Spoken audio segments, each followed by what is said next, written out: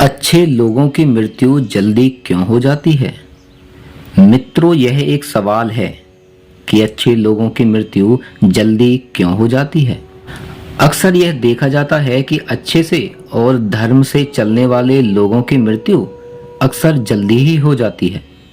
शास्त्रों में तो बताया गया है कि कलयुग में लोगों की उम्र 30 साल ही रह जाएगी और कलयुग का अंत होते होते इंसान की औसतन उम्र 20 साल ही रह जाएगी। आपने यह भी सुना होगा कि भगवान अच्छे लोगों को जल्दी बुला लेते हैं। तो दोस्तों, सर्वो सनातन पर एक बार फिर से आपका स्वागत है। चैनल को सब्सक्राइब और बेल आइकन को जरूर से दबा लें ताकि अगली वीडियो का नोटिफिकेशन आपको तुरंत मिल जाए। मित्रों, धर्म कोई सा भी क्यों न हो, हर किसी में यही बताया गया है कि जिसने इस धरती पर जन्म लिया है उसकी मृत्यु निश्चित है। तो इसकी एक मान्यता के अनुसार बच्चे के जन्म की छठी रात ही ब्रह्मा जी उसकी किस्मत लिख देते हैं, जिसमें उसके आने वाले कल जैसे विवाह, पढ़ाई, नौकरी, यहाँ तक कि मृत्यु की तारीख तक शामिल होती है। यह निर्णय तो भगवान ही करते हैं कि किसकी उम्र कितनी है। आपने यह कहावत तो जरूर सुनी होगी कि जितनी चाबी भरी राम ने उतना चले खिलौना।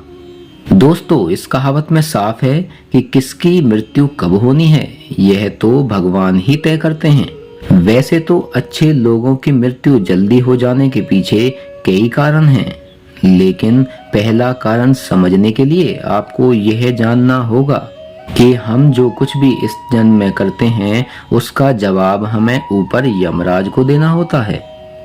अगर उसके पाप का पलड़ा भारी होता है तो उसे नरक में यातनाएं काटनी पड़ती हैं, और अगर पुण्य का पलड़ा भारी हो तो उसे स्वर्ग का सुख मिलता है। और यही चक्र कई युगों तक चलता रहता है जब तक उसे मोक्ष की प्राप्ति नहीं हो जाती। इस मृत्यु लोक में हर कोई अपने किए की सजा ही भुगतने के लिए आता है। कोई आत्मा इंसान बनती है तो कोई जानवर के शरीर में प्रवेश करती है। ये उसके संचित कर्मों के आधार पर ही तय होता है। इसके अलावा उसे जन्म देने वाले माता पिता के संस्कार भी उसके अंदर आते हैं। इसके बाद वो जो कर्म करेगा उसके हिसाब से उसे पुण्यात्मा या फिर दुरात्मा कहा जाता है। अब यही पुण्य आपकी मृत्यु की तारीख को भी बदल देते हैं। जिस तरह से एक जज जेल में रहने वाले कैदी के व्यवहार को देख उसकी सजा कम कर देता है, ठीक उसी तरह भगवान भी देखते हैं कि इंसान मृत्यु लोक में जाने के बाद अच्छे कर्म कर रहा है और उसे अपने किए की सजा भी मिल चुकी है। और जब उन्हें लगता है कि अब उसे मृत्यु लोक में नहीं रहना चाहिए तब वो उसे बुला लेते हैं। भगवान के दंड विधान के अनुसार हर व्यक्ति को केवल उतना ही दंडित किया जाना चाहिए जितना उसने पाप किया है। अब क्योंकि अच्छे लोगों के पाप कर्म बुरे लोगों के पाप कर्मों की तुलना में अधिक होते हैं, इसलिए अच्छे लोग अपने पापों का फल जल्दी ही भुगत लेते हैं। हिंदू धर्म में मान्यता है कि भगवान हर अच्छे आदमी को किसी ना किसी उद्देश्य के साथ ही इस मृत्यु लोक में भेजते हैं, और भगवान का अपना अवतार उन्हीं उद्देश्यों में शामिल है। इसीलिए जब वो उद्देश्य जल्दी पूरे हो जाते हैं तब भगवान उन्हें वापस बुला लेते हैं। अर्थात अच्छे लोगों की मृत्यु उनके अच्छे कर्मों पर ही निर्भर करती है। इसके अलावा आपको यह भी बता दूं कि जो लोग ये कहते हैं कि मरने के बाद इंसान खाली हाथ जाता है, उन्हें यह जान लेना चाहिए कि 3 चीजें ऐसी हैं जो मरने के बाद भी उसके साथ जाती हैं। एक है संचित कर्म, दूसरा है स्मृति और तीसरी है जागृति। तो इसलिए आप अब किसी से ये मत कहिएगा कि आप खाली हाथ आए थे और खाली हाथ जाएंगे। क्या आपने कभी एकांत में यह सोचा है कि आपको यह मानव जीवन क्यों मिला है? तो दोस्तों, महाभारत में युधिष्ठिर महाराज के एक प्रश्न के उत्तर में भीष्म पितामह ने कहा था कि मनुष्य से बढ़कर कोई भी जीव नहीं है। आपको यह जानकर आश्चर्य होगा कि एक 84 लाख योनियों के बाद हमें मनुष्य जीवन मिलता है। और संसार के सभी प्राणियों में मनुष्य ही सर्वश्रेष्ठ है। इसकी वजह है मनुष्य में सत्य एवं असत्य का विवेक कराने वाली हमारी बुद्धि का होना। लेकिन इस धरती पर हम दुनियादारी के चक्र में कुछ इस तरह फंस जाते हैं कि हमारी बुद्धि सीमित दायरे में ही सिमट कर रह जाती है। हम सांसारिक दुखों को ही सब कुछ मानकर उसमें लिप्त रहने में ही अपना सौभाग्य और अपने जीवन की सफलता समझते हैं।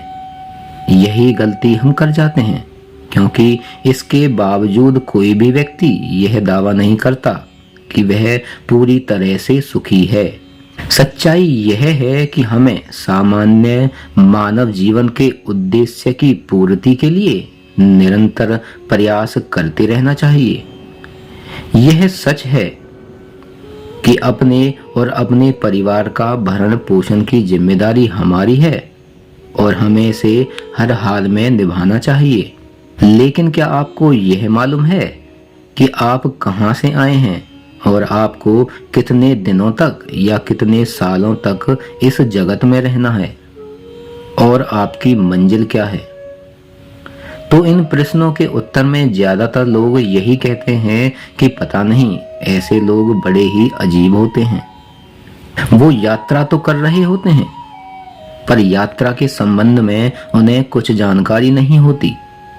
उन्होंने मानव जीवन पाया है, लेकिन उन्हें अपने जीवन का लक्ष्य मालूम नहीं होता। हमारे आपके जीवन का मतलब एक उद्देश्य खोज लेना और अपने भीतर शांत रहना है।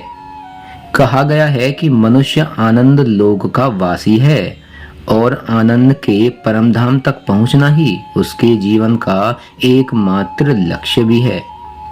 इसलिए मनुष्य को इस संसार की मृग मरीचिका से निकलकर भव्य जीवन की प्राप्ति के लिए साधना के मार्ग को अपनाकर अपने गंतव्य को पहचानना चाहिए। इसी तरह दोस्तों, श्रीमद् भगवत गीता में भी भगवान श्री कृष्ण कहते हैं कि ये एक आध्यात्मिक और ईश्वरीय जीवन का पद है, जिसे प्राप्त करके मनुष्य मोहित नहीं होता। अगर कोई जीवन के अंतिम समय में भी इस तरह की स्थिति में हो तो वह भगवत धाम में प्रवेश करता है। मनुष्य कृष्ण भावनामृत या दिव्य जीवन को एक क्षण में ही तुरंत प्राप्त कर सकता है और हो सकता है कि उसे लाखों जन्मों के बाद भी यह प्राप्त ना हो। दोस्तों, यह तो सत्य को समझने और स्वीकार करने की बात है। भगवत गीता कहती है कि वास्तविक जीवन का शुभारंभ इस बौद्धिक जीवन के पूरे होने पर होता है। इन सभी बातों से यह तो स्पष्ट होता है कि हम सभी एक निश्चित समय के लिए धरती लोक पर आते हैं और कुछ विशेष कर्मों को करने के लिए आते हैं। जब हमारे कर्म पूरे हो जाते हैं और इस जीवन के लक्ष्य प्राप्त हो जाते हैं तो प्रभु हमें परलोक में एक सहज जगह प्रदान करते हैं। भगवान कृष्ण और अन्य कहते हैं कि वास्तविक जीवन तब शुरू होता है जब यह भौतिक जीवन समाप्त हो जाता है। दोस्तों, जो लोग सदाचारी होते हैं और जीवन में अच्छे कर्म किए होते हैं वे वास्तव में विशेष होते हैं। जब उनकी मृत्यु का समय निर्धारित हो तो दोस्तों उनको इस दुनिया को छोड़कर आगे की यात्रा जारी रखनी होती है। आज की वीडियो में बस इतना ही। कोई जानकारी कैसी लगी, पसंद आई हो तो इसे शेयर भी करें और चैनल को सब्सक्राइब भी जरूर से कर लें। मिलेंगे अगली वीडियो में। तो जय सनातन, सर्वो सनातन।